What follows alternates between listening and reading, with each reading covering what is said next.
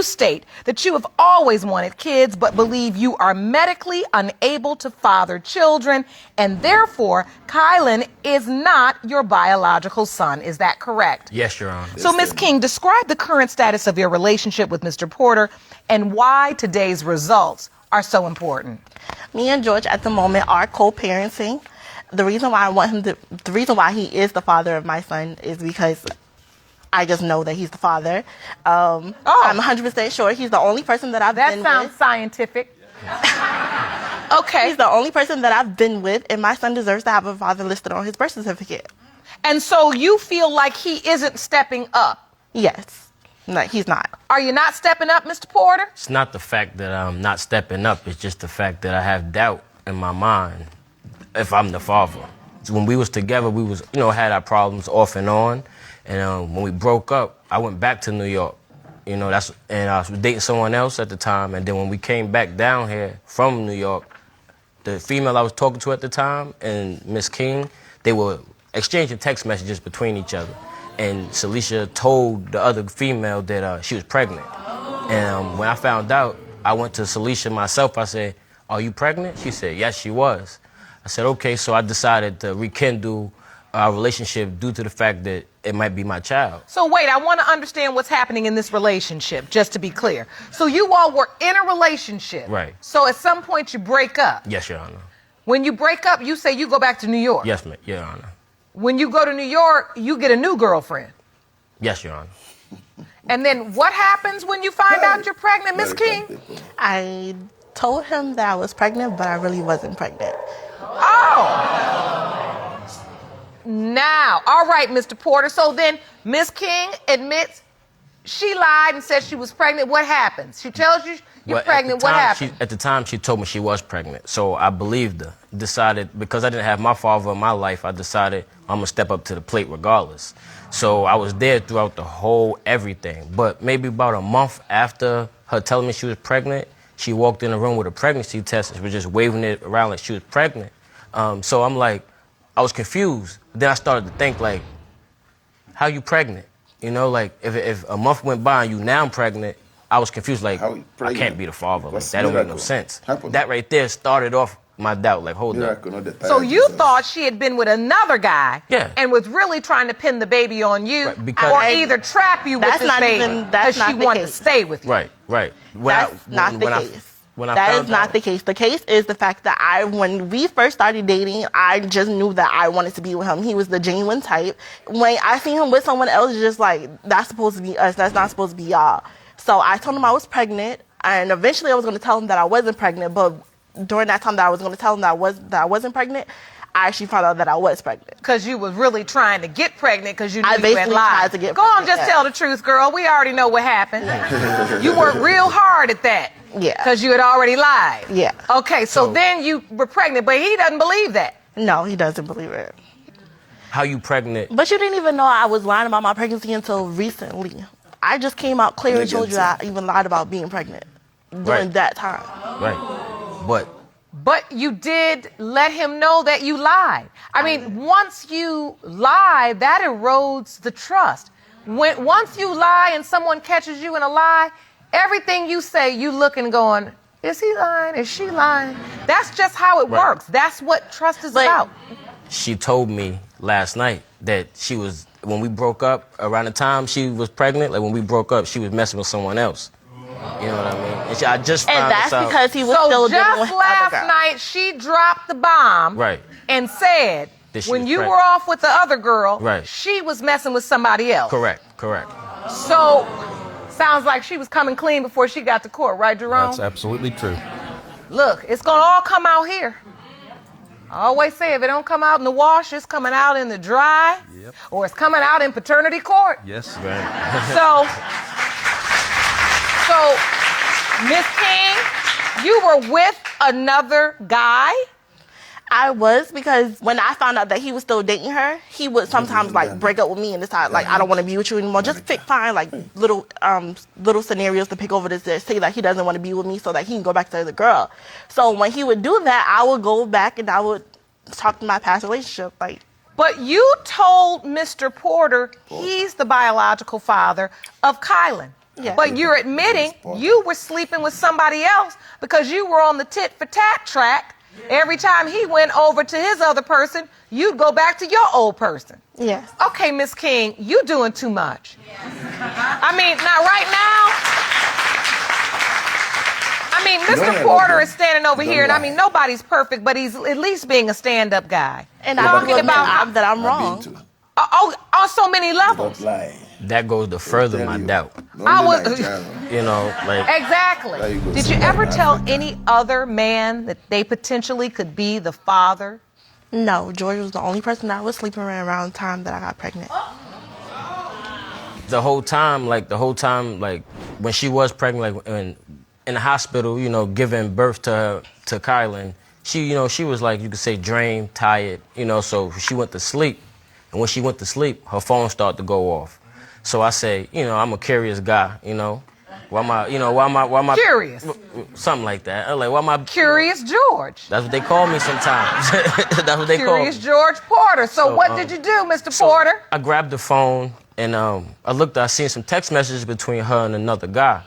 So that right there was like. But why were you going through my phone? We're not together. This is a picture of you in the hospital. Correct. When he was first born. When he was first born, I was the first one to hold him. You look just like a dad holding their beautiful newborn baby. But what were you thinking? If he was mine. That's heartbreaking. The whole time, like, I was telling her that I didn't believe he was mine. As I presented to the courtroom, I have text messages showing of what her and the fellow was talking about before and this picture was taken. And you submitted those text messages Yes, to the court? Yes, ma'am. All right. Let's take a look. This is your recollection of the text exchange. Miss King writes, in the hospital about to have the baby. The other man responds, cool, is George signing the birth certificate? Miss King responds, no, he doesn't want to be responsible. Other man says, I will sign the birth certificate. Miss King says, okay, great. It was just a joke. It was just a joke. Hello. It was just a joke. Yes. If any man read those text messages, and not a truth be joke, told, bro. when you're in a real relationship, he should have been able to have your phone in hand so he can say, look, baby's almost here. We doing this. This is it. I'm sending pictures as soon as I get, like, to me, you got this man just around trying to be a stand-up guy for a child he really doesn't know is his, and he has good reason not to. You gave it to him. What are you feeling in this moment? Because my son deserves to have a father. I agree. But it's not the father you choose because it's the person you want to be the father. It's the father that truly is his biological father.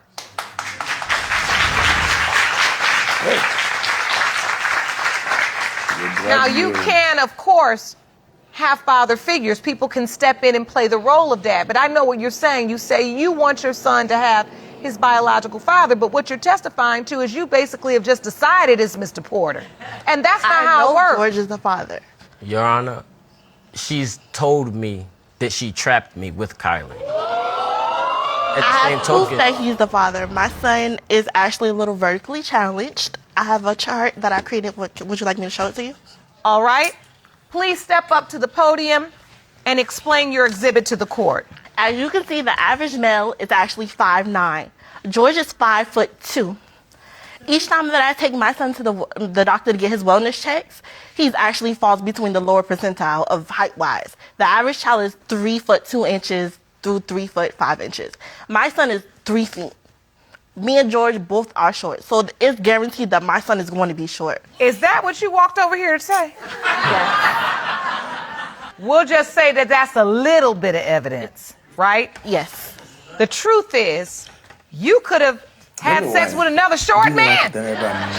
If you want to rely on short. Your Honor, at the same token, I have a medical problem. And I presented it to the court. When I was a child, I was diagnosed with the second highest case of lead poisoning in the state of New York.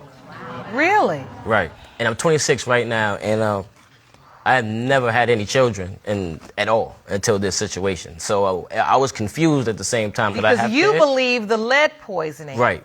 affected your ability To have children. to have children. Yes, ma'am. Wow. You actually submitted Yeah, I submitted the article. some research to the court that says lead may be the cause of 20% of unexplained male infertility cases. Experts found evidence that low-level lead exposure from contaminants may damage sperm and contribute to male infertility. Yes, ma'am. So you've done your research, Yes, ma'am. and I understand that because of this medical This guy. issue, you probably have been concerned about this throughout your life. Yes, yes. Because I wanted children for a while. I wanted children.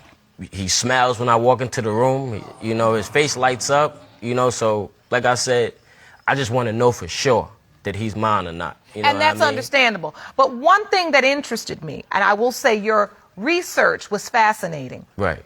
And I'd like to learn more about the effects of lead poisoning. So I'm calling on Dr. Samantha Brown Parks. Jerome, will you please escort the doctor into the courtroom? Yes. I have a few questions for her. Have you go up to the witness stand. See? American evidence. Hi, Dr. Brown Parks. Good morning. Thank you so much for joining us Learning again. every We're here discussing the angle. paternity of baby Kylan. And I have a question. Mr. About Porter evidence testified that he suffered from one of the highest cases of lead poisoning in the state of New York. Yes, Am I ma'am. correct? Yes, ma'am. Since Mr. Porter was diagnosed as a child, how likely that this diagnosis still would affect in his adulthood his ability to father a child? So, since I'm assuming that you are no longer at a toxic level, it wouldn't affect the sperm shape or mobility, but because you're developing as a child and that genital tract is forming during that lead exposure, you could mess with not only the structure of what's there, but also the hormonal path that leads to producing sperm after puberty. Which would then extend into adulthood. So even though his levels may be safe, low, or non-existent now, Right. the damage could have already been done. The damage could have been done as a young child. Wow. But is it definitive? Meaning, is it still possible he could have fathered a child? It is absolutely possible as well. Okay. So after hearing Dr. Brown Park's testimony, Mr. Porter, do you feel differently about your potential? No, ma'am.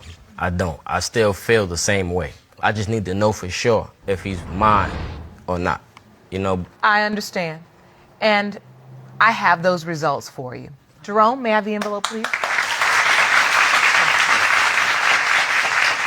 These results were prepared by DNA Diagnostics, and they read as follows.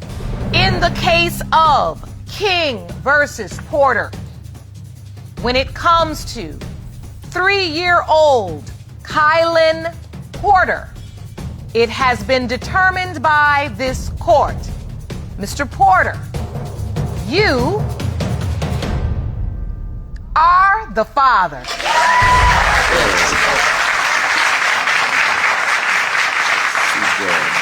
Congratulations. I'm happy. I'm super happy right now. You look happy. Miss King, I want to apologize to the way I carry myself throughout all of this. You know what I mean? I can't change the world, but I can change me and how I move and my movement, you know?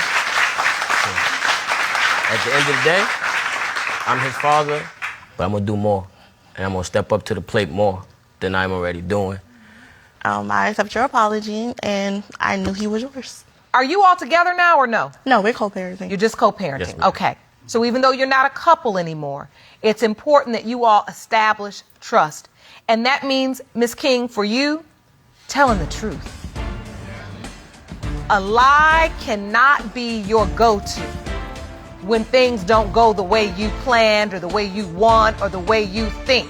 So then I tell a lie to try to manipulate the situation. Do you understand? Mm-hmm. You see what all the lies cost, right? Yes. Kylan is 3, and he probably would have had even a closer relationship with his father had you just been truthful from the beginning about everything, okay? All right, I want you all to take advantage of the counseling and the resources we have for you. Dr. Jeff will be standing by to answer your questions and give you some great tips on how to co-parent and be the parent Kylan deserves. I wish you all the very best. He's adorable. Thank you. Court is adjourned.